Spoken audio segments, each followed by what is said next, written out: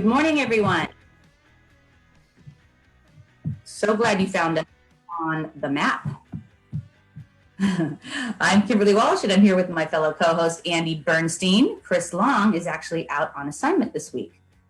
We also have our wonderful, what do we call it? What do we call Willy? Our resident expert, a resident colleague. I like that. Okay. Colleague, a panelist, co-host, whatever.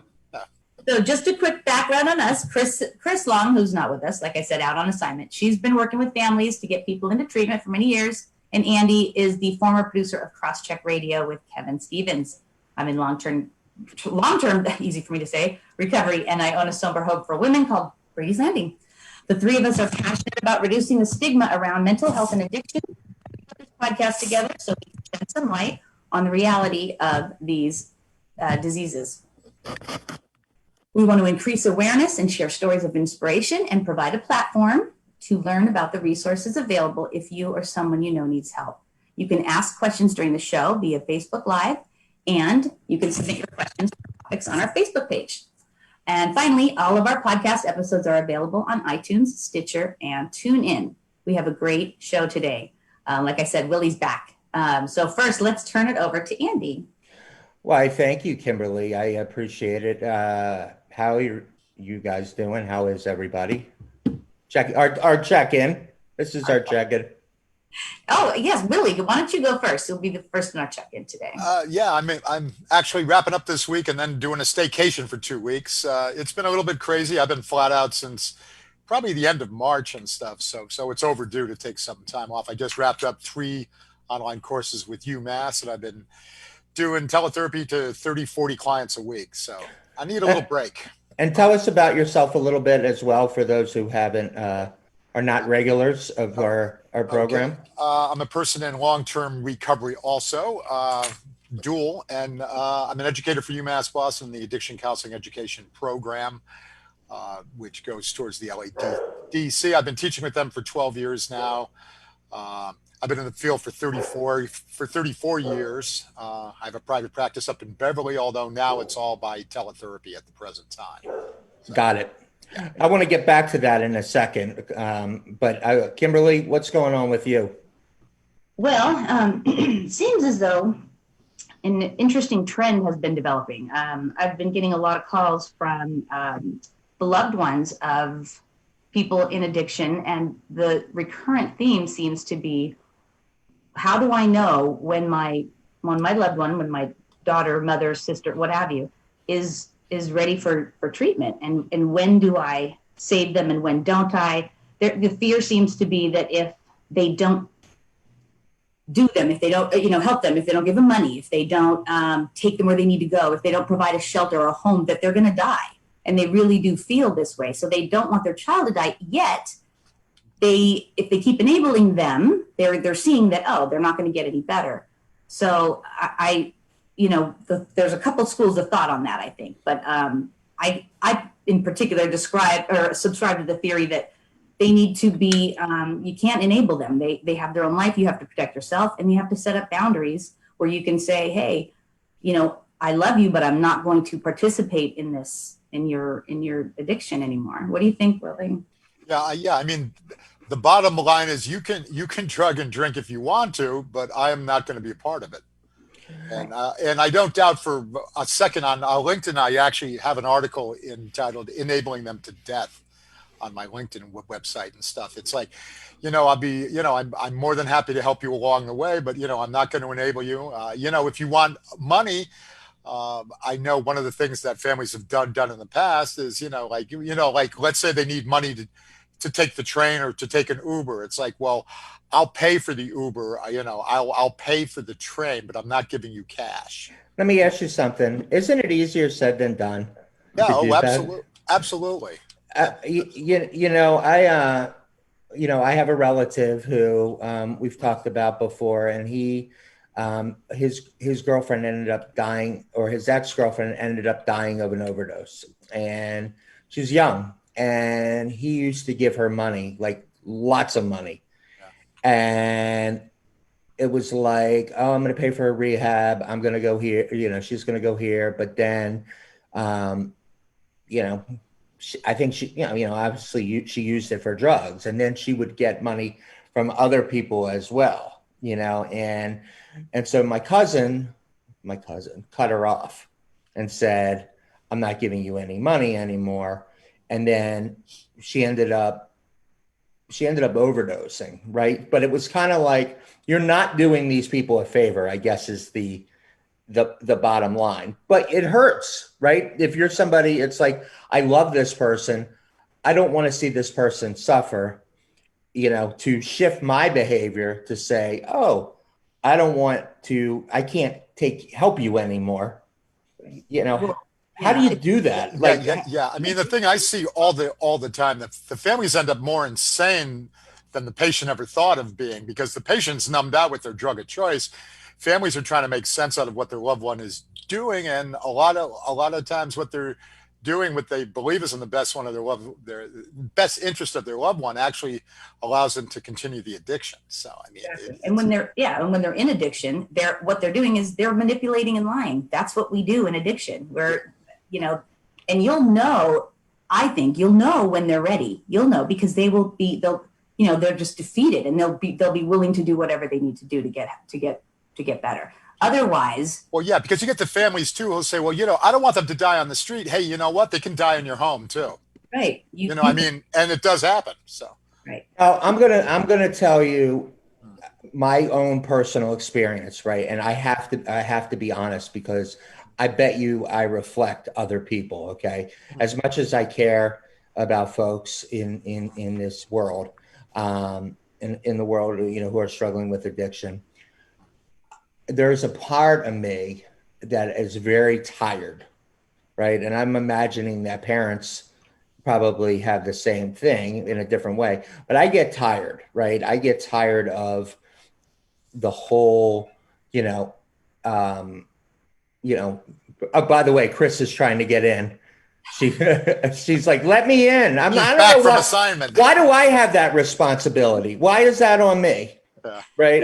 That's a lot of pressure. But anyway, for me, it's like, sometimes I'll tend to shut down, right, and just wipe my hands of it and say, and tell myself, you know what, I can't deal with that right now. Right. I just can't deal. And do you see that happening in a lot of your, with, maybe with families you talk to, or is it like, yeah, it gets to a point where there's an empathy burnout, and I've written about that in the past too, where, it gets to a point where, your family's burned out. It's like you're trying to get into a program that you've been in, 4 or 5 times, and they're saying, look, you're a really good guy, gal, but you've gotten as much as you can from this program. So then you start getting shut off from programs, and then the next thing you're in the streets in Central Square. I mean, it's a tough road. It really is. Not only that, they've got they have, if they stop caring, then they feel like a bad parent. So they continue to care, and they continue to do things that they wouldn't otherwise do. I think it's all about boundaries, setting your boundaries where you can, help them. Like Willy said, you need money for a taxi cab? Bring that here. I'll hand the taxi driver the money. Those types of things. Yeah. I mean, it can be difficult. It's an education piece where I work with the parents and stuff to say, if you really. Education piece. Yes. Educator. That's what I am now. Congratulations. Right, we'll get Fire to away, you. Chris. Wait. I Hold only on. 3 minutes. I'm in between Zoom meetings. Oh, she's in, but so go, Chris. I want to stay for a few minutes. I miss you guys. We miss Good you. to see you. Good to see you, Chris. This is like, I can't even tell you, like, I'll interrupt you real quick, but this is like what you're talking about is exactly what I already knew, but now I am learning that this particular program that I'm working for is implementing it in the home. And it's so obtainable, and it's so available, and there's no questions asked. And it's so good. It's so refreshing to know that opportunities are there for families. And it's like, it's crazy. It's crazy. So what are you doing specifically now, and how does it help the families? Tell us about your new. So I am a family educator facilitator, and what that means is that I work with the families. I don't work with their loved one. That's a care care person's job. They have two separate people. They have a whole team that works with them. I'm the family educator, so I'm educating them about their recovery, addiction, like all of those things that, you know, like self-care, taking your life back and learning how to help your loved one instead of enabling or, you know, just making bad decisions. And it's like, it's what I've always been doing, but now it's just on a very different, it's on a different level. We set them up with family, marriage, therapists. Oh, And, good. you know, it's just three different core parts of aware, but we connect them throughout their entire process to all the services that are available, like Willy, like family marriage therapists, like psychiatry. But we A lot more calls than before. I think this is the time where people are just starting to come out of treatment. But yeah, that's still rampant, I think. What do you think, Willie? Yeah. I mean, before I address that, though, just to talk about that family piece again too. Like families, a lot of times they don't even know that they don't even realize how effective they've been. I would have a family meeting, and it would be a mother and father and their son, say, is the one with the addiction issue, and I would, during the course of the dialogue, I would suggest to the parents that they pick up a therapist for themselves. And a lot of times you get, what are you talking about? It's not my problem. It's their problem. It hasn't affected me at all. And it's like, oh, okay. Well, so that's my question. You at all? It's like, take the ruby slippers. Yeah. I brought this up last night. Yeah. How many parents, right? You know, you hear, oh, my child overdosed, right?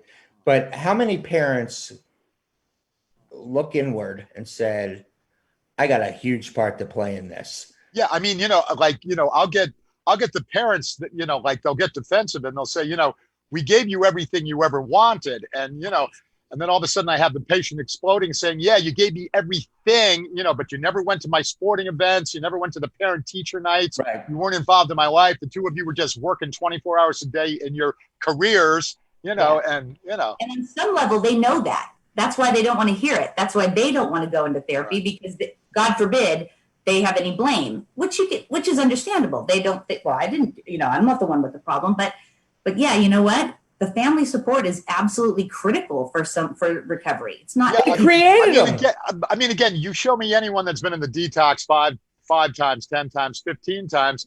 I am very willing to bet that there's a mental health issue that's to validate my feelings. That's funny you should say that, because the beautiful thing is I now have a phenomenal relationship with my mom, and with Nancy, and that, and that with that came her kind of coming to the realization, as I got better, she got better, and she was able to, like you said, really validate some of the things that had happened, and she's so, and be able to say to me, I'm so proud of you now. Like, I'm just proud of you. I know. I think you get to a certain age. Taken out by the not getting the approval from their mom, from their dad, from their parents, because that's, they're our parents, and we think they walk on water. And when we don't get their approval, we think there's something wrong with us. Yeah. So if they're not getting their mom, usually it's the mom, to validate what they feel and acknowledge them and tell them that they're doing a good job, they can't handle it, No, when you internalize it, people internalize it and act like it's on them, self-esteem issues, because be isolated or alone. Like, I could be alone and keep myself occupied. Yeah, right? It's okay to be alone so long as you're not lonely. That's right. Right. What ends up happening is you end up being like this. So you start a relationship and you're not whole yourself. You come in as a half. And so you come in a relationship like this. You can't have a relationship like this, but you can't be like this. You kind of got to be two different people. You build your own life and you join together, right? Bipolar disorder and an anxiety disorder. That's dual.